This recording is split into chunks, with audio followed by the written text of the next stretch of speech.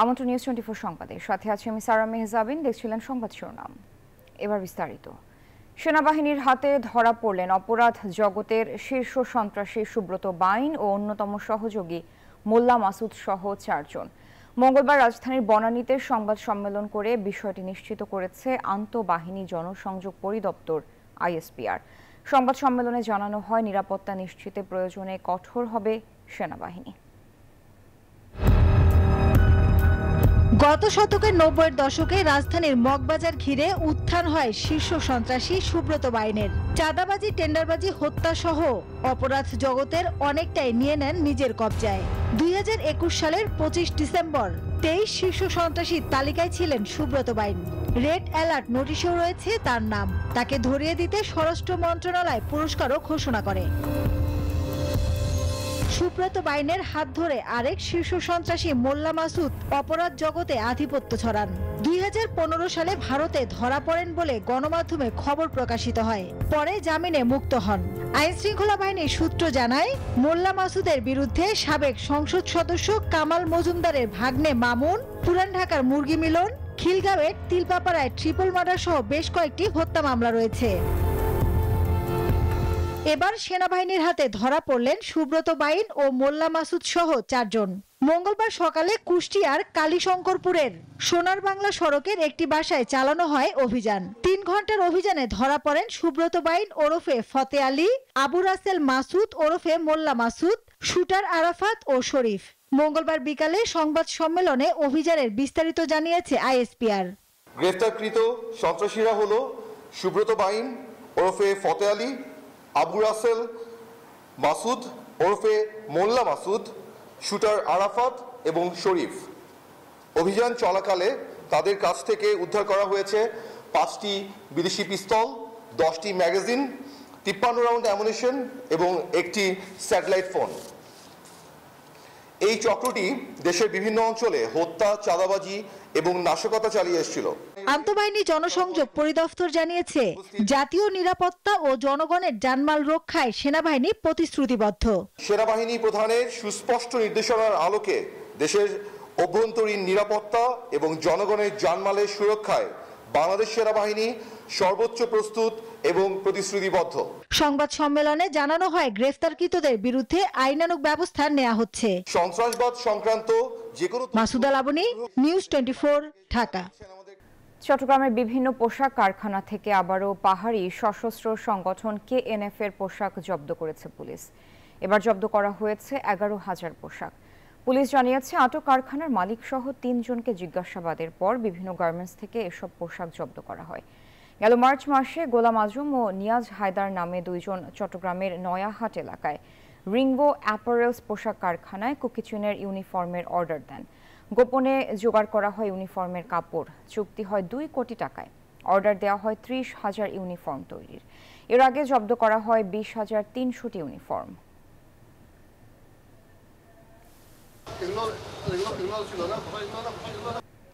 রাজধানীর মোহাম্মদপুর থেকে সন্ত্রাসী গডফাদার বাবু ওরফে এক্সেল বাবুকে গ্রেফতার করেছে সেনাবাহিনী। তার বিরুদ্ধে ঢাকার বিভিন্ন থানায় 4টি হত্যা মামলা, সন্ত্রাস, অস্ত্র, চাঁদাবাজির অভিযোগে আরও 12 থেকে 13টি মামলা রয়েছে। বাবু শীর্ষ সন্ত্রাসী কবজি কাটা আনোয়ার ওরফে শুটার আনোয়ারের গডফাদার হিসেবে পরিচিত। এক্সেল বাবুর ছত্রছায়ায় মোহাম্মদপুরের বিভিন্ন কিশোর গ্যাং ও সন্ত্রাসী গ্যাং পরিচালিত হয়ে আসছিল।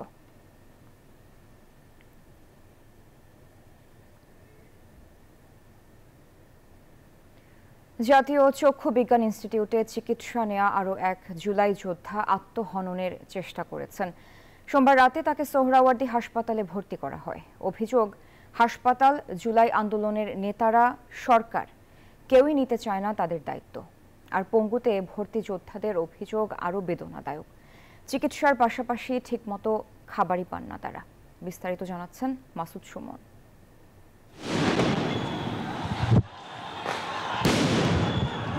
পুলিশ ও আওয়ামী লীগের সশস্ত্র সন্ত্রাসীদের বেহিসাবি গুলির সামনে দাঁড়িয়ে তাজা রক্তের রাজপথ রাঙিয়ে শত শত জীবন দিয়ে 16 বছরের স্বৈর শাসককে দেশ থেকে বিতাড়িত করে 18 কোটি মানুষের অধিকার ফিরিয়ে দেওয়ার পথ সুগম করেছিল দেশের লাখ লাখ মানুষ।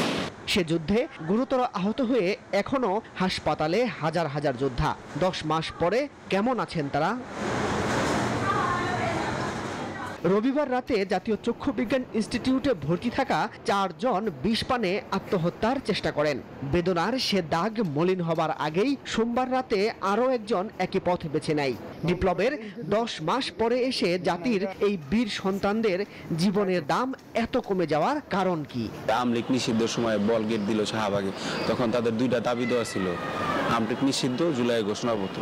কিন্তু আওয়ামী লীগ নিষিদ্ধ হয়ে গেছে, তারা চলে গেছে। জুলাইয়ের ঘোষণাপত্র কিন্তু কোটার ভিতরে টানায় থুয়ে দিচ্ছে। কার ফ্যামিলির সমস্যা, কার অর্থনৈতিক প্রবলেম, কার চিকিৎসা নিয়ে টেনশন, কার যে কি অবস্থায় আছে, এটা আমরা একসাথে আসি, হাসাহাসি করতেছি, কথা বলতেছি, বুঝতে পারছি না। হাসপাতালটির পাশেই পঙ্গুর চিত্র আরো ভয়াবহ। এখানে ভর্তি প্রায় 200 যোদ্ধার পাহাড় সমান অভিযোগ। দুপুর 2টার চিত্র এটি। পায়ে স্নাইপারের গুলি নিয়ে মারাত্মক আহত কাজী জাবের পরিমাণ মতো খাবার না পেয়ে হাসপাতালের বেডের পাশেই রান্না করছেন। আর এখানে 2 জনের খাবার, একজনের না। খাবারের মান অত্যন্তই খারাপ, যে কারণে রান্না বান্না করতে হয়। এই হাসপাতালে ভর্তি থাকা প্রায় সবার চিত্র একই। এক পা না থাকা কিংবা পায়ে খাঁচা পরানোদের সেবায় থাকা পরিবারের একমাত্র সদস্য পান না হাসপাতালের খাবার। হাসপাতালের দেয়া এক টুকরো মাছে পুষ্টির ঘাটতি পূরণ না হওয়ায় রান্নার পথ বেছে নিচ্ছেন প্রায় সবাই। একজনের ভাত দেয়, ভাত হয় না, একজনের ভাত হয় না, নষ্ট খাবার দেয়। আমার ছাত্র ভাইয়েরা আসে না, সমরকারীরা এরা আসে না, তা আমরা লাভ কি ভিডিও করে ভাই?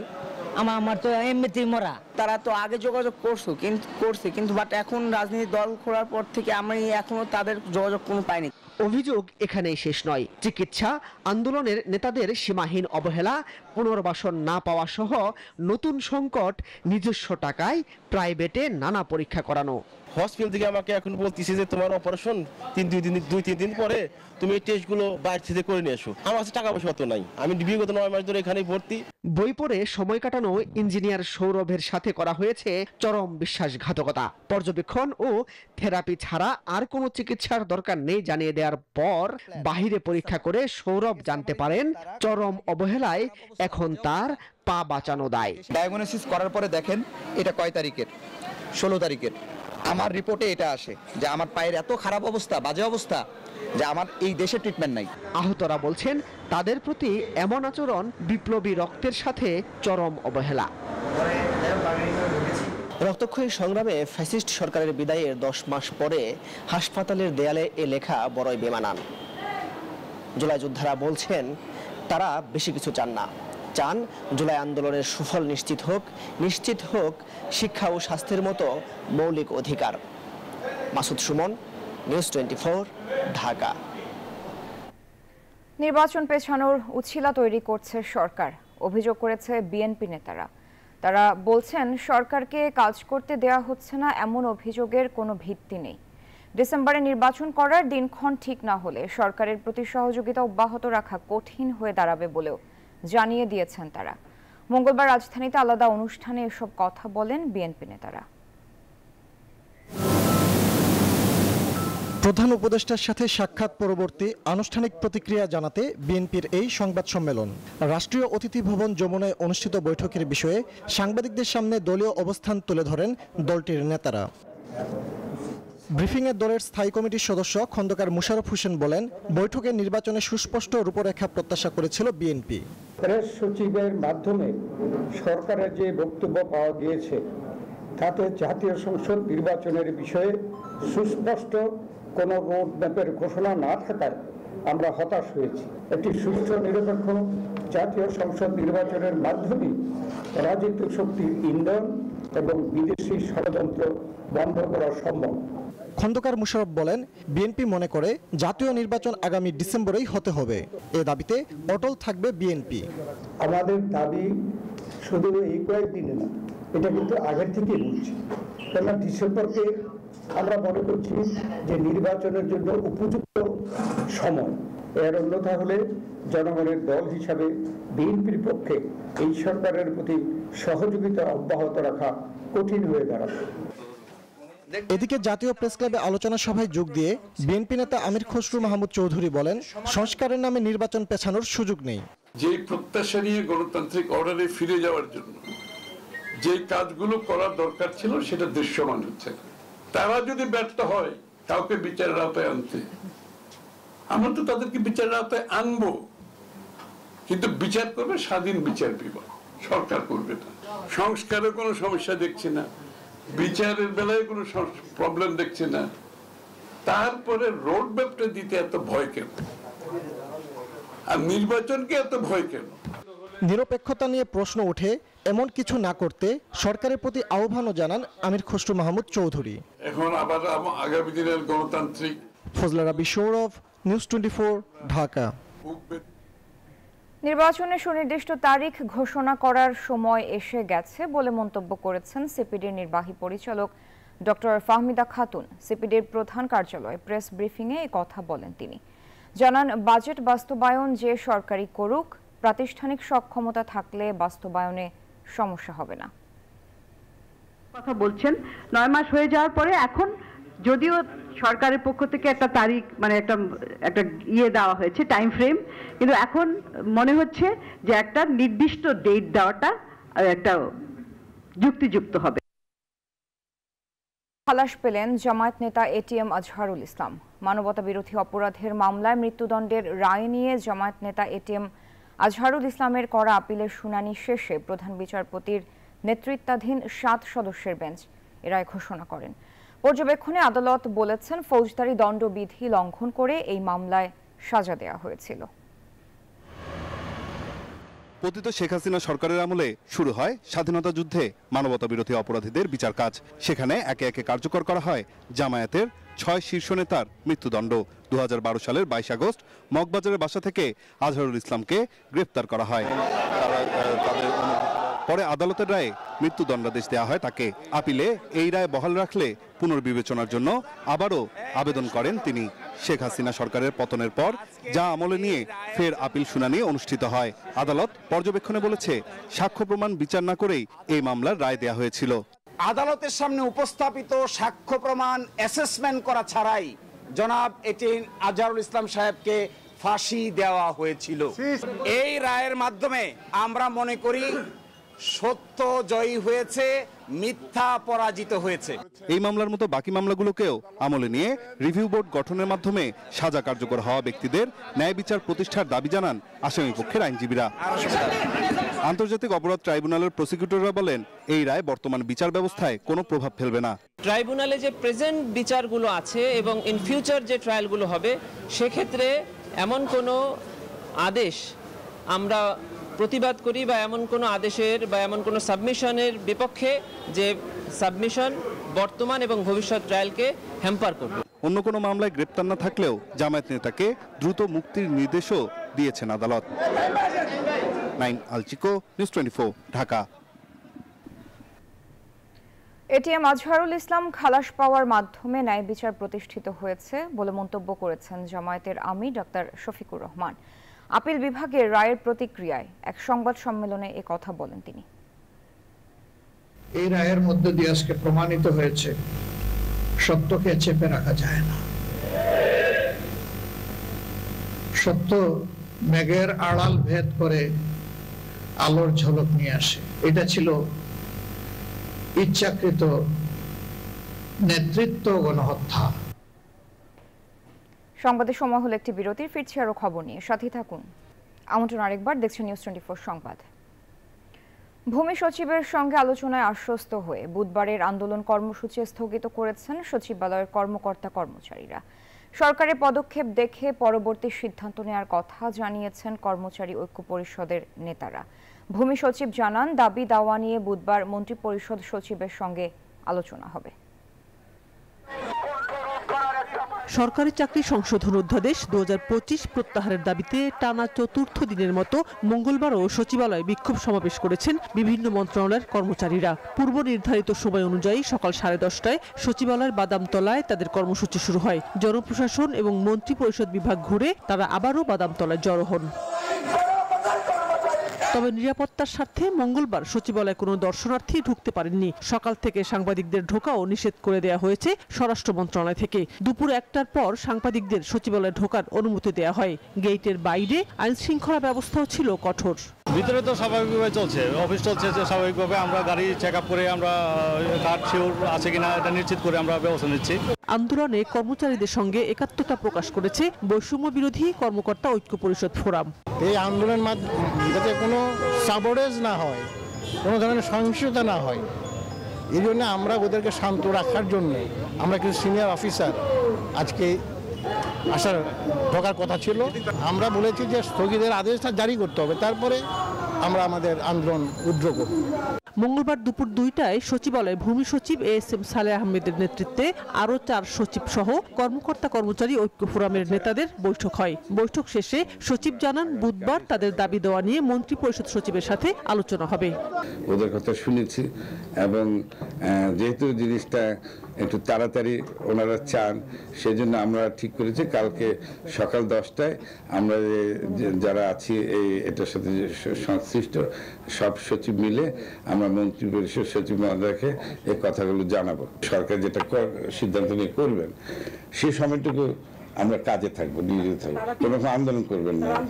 ভূমি সচিবের সঙ্গে আলোচনায় সন্তুষ্ট হয়ে কর্মচারী ঐক্য পরিষদ তাদের বুধবারের কর্মসূচি স্থগিতের কথা জানায়। সরকারের পদক্ষেপ দেখে পরবর্তী কর্মসূচি ঘোষণার কথা জানান তারা।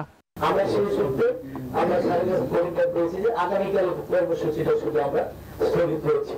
যেহেতু ক্যাবিনেট সেক্রেটারি স্যারের সাথে বলবেন, আশা করি আমরা এখান থেকে একটা ফ্রুটফুল রেজাল্ট ক্যারি আউট হবে। গত বৃহস্পতিবার উপদেষ্টা পরিষদের বৈঠকে সরকারি চাকরি সংশোধন অধ্যাদেশ 2025-এর খসড়া অনুমোদন দেয় সরকার। এই অধ্যাদেশকে কালাকানুন আখ্যায়িত করে সচিবালয়ে বিক্ষোভ মিছিল করছেন কর্মচারীরা। এর মধ্যেই রোববার সন্ধ্যায় অধ্যাদেশটি জারি করে সরকার। এতে আরও ক্ষুব্ধ হয়ে পড়েন কর্মচারীরা। শানাজি ইয়াসমিন, নিউজ 24, ঢাকা।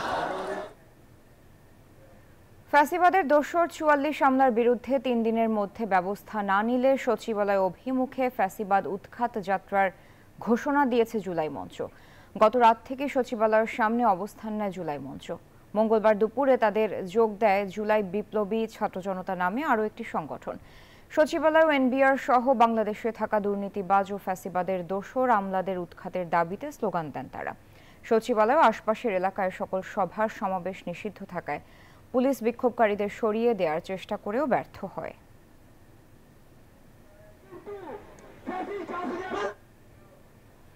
শেখ হাসিনা ও তার পরিবারের সদস্যদের রাজনৈতিক এজেন্ডা বাস্তবায়নের সহযোগিতার নামে রাষ্ট্রের বিপুল অর্থের অপচয়ের অভিযোগ সুষ্ঠু তদন্তের স্বার্থে মেঘনা গ্রুপের চেয়ারম্যান মোস্তফা কামাল ও তার পরিবারের দেশ ত্যাগে নিষেধাজ্ঞা দিয়েছেন আদালত। দুর্নীতি দমন কমিশনের আবেদনে এই নির্দেশনা জারি করে আদালত। এদিকে শেয়ার বাজার কেলেঙ্কারি ও বিদেশে অর্থ পাচারের অভিযোগ অনুসন্ধানে ক্রিকেটার সাকিব আল হাসানের বিরুদ্ধে তথ্য চেয়ে বিএফআইইউতে চিঠি দিয়েছে সংস্থাটি। সপরিবারে বিদেশে পালিয়ে যেতে পারেন এমন সন্দেহে দুদকের আবেদনে এবার মেঘনা গ্রুপের চেয়ারম্যান মোস্তফা কামালের দেশ ত্যাগে নিষেধাজ্ঞা জারি করেছেন আদালত। জানা যায় আওয়ামী লীগের গবেষণা প্রতিষ্ঠান সিআরআই এবং শেখ হাসিনা ও তার পরিবারের সদস্যদের রাজনৈতিক এজেন্ডা বাস্তবায়নে বিভিন্নভাবে রাষ্ট্রের অর্থ অপচয়ে জড়িত মোস্তফা কামাল। সাইমা ওয়াজেদ পুতুলের সূচনা ফাউন্ডেশনে মেঘনা গ্রুপের নিয়মিত অনুদান দেওয়ার প্রমাণও পেয়েছে বিএফআইইউ। এদিকে ক্রিকেটার সাকিব আল হাসানের বিরুদ্ধে যুক্তরাষ্ট্র, দুবাই সহ বিভিন্ন দেশে অর্থ পাচার, শেয়ার বাজার কেলেঙ্কারি সহ নানা অভিযোগ অনুসন্ধান করছে সংস্থাটি। অনুসন্ধানকারী কর্মকর্তার একান্তই অনুসন্ধানের স্বার্থে যেখানে যেখানে যে চিঠি দেওয়া প্রয়োজন ওনারা সেই অনুযায়ী তাদের সংশ্লিষ্ট অধিদপ্তর কিংবা প্রতিষ্ঠান অথবা ইনস্টিটিউট যেখানে যেখানে চিঠি দেয় সেখানে হয়তো ওনারা চিঠি দিচ্ছেন। এদিন স্বাস্থ্য উপদেষ্টার সাবেক ও বর্তমান ব্যক্তিগত 2 কর্মকর্তা তুহিন ফারাবি ও মাহমুদুল হাসান এবং এনসিপির সাবেক যুগ্ম সদস্য সচিব সালাউদ্দিন তানভীরের দেশত্যাগে নিষেধাজ্ঞা দেন আদালত। অনুসন্ধান চলাকালীন সময়ে অনুসন্ধানকারী কর্মকর্তা তাদের বিদেশ যাত্রা রহিতকরণে এবং তাদের জাতীয় পরিচয়পত্র ব্লক করার জন্য আদালতে আবেদন করেছেন। এছাড়া অভিযুক্তদের এনআইডি ব্লক করতে নির্বাচন কমিশনেও আবেদন করেছে দুদক। চিকিৎসার জন্য বদরুল আলম শাওন, নিউজ 24, ঢাকা। সময় হলো আরো একটি বিরতির সাথে থাকুন। আমন্ত্রণ আরেকবার। পাচারের অর্থ ফেরাতে ততটা সহযোগিতা করছে না সংশ্লিষ্ট মন্ত্রণালয়গুলো। এ কারণে সময় লাগছে বেশি, তবে 3 থেকে 5 বছরের মধ্যে এসব অর্থ দেশে আনা সম্ভব। এসব কথা বলেছেন বাংলাদেশ ব্যাংকের গভর্নর আহসান এইচ মনসুর। মঙ্গলবার বাংলাদেশ আর্থিক গোয়েন্দা ইউনিটের বার্ষিক প্রতিবেদন প্রকাশ অনুষ্ঠানে এসব কথা বলেন তিনি। এই ছিল সংবাদে। এতক্ষণ সাথে থাকার জন্য ধন্যবাদ সবাইকে।